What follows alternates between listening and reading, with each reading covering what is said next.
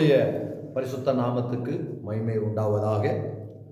இந்த நாளிலே தேவன் நமக்கு கொடுக்கிற வார்த்தை, உன்னை அதிசயங்களை காண பண்ணுவேன்.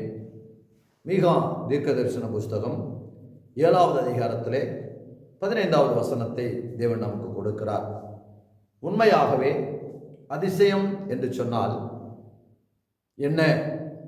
மனிதனால் முடியாதது, உலகத்தினால் முடியாதது, யாராலுமே முடியாதது. அதைத்தான் நாம் அதிசயம் என்று சொல்லி வேதத்தில் பார்க்கிறோம். இன்றைக்கு எல்லா சூழ்நிலையிலும் மனிதனால் முடியாத காரியங்களை, மருத்துவரால் முடியாத காரியங்களை, உலகத்தினால் முடியாத காரியங்களை இன்றைக்கு நாம் நினைத்து கவலைப்பட்டு கொண்டிருக்கலாம், கலங்கிக் கொண்டிருக்கலாம். ஆனாலும் நம்முடைய கர்த்தராகிய ஆண்டவராகிய இயேசு கிறிஸ்து, அவர் நமக்கு அதிசயங்களை செய்கிற தேவனாய் இருக்கிறார். அதனாலே நாம் எந்த ஒரு காரியத்திலும் நாம் கவலைப்பட வேண்டிய, கலங்க வேண்டிய அவசியம் இல்லை.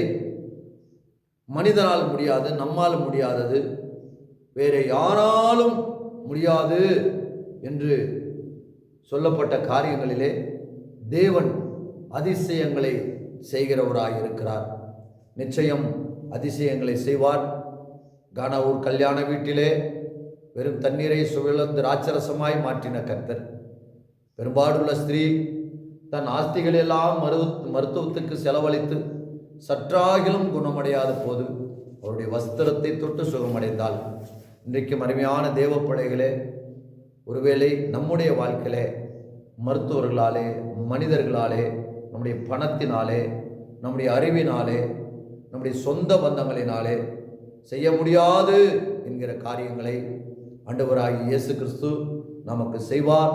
நம்மை அதிசயங்களை காணப்படுவார், நம்மை ஆசீர்வதிப்பார். ஆமென்.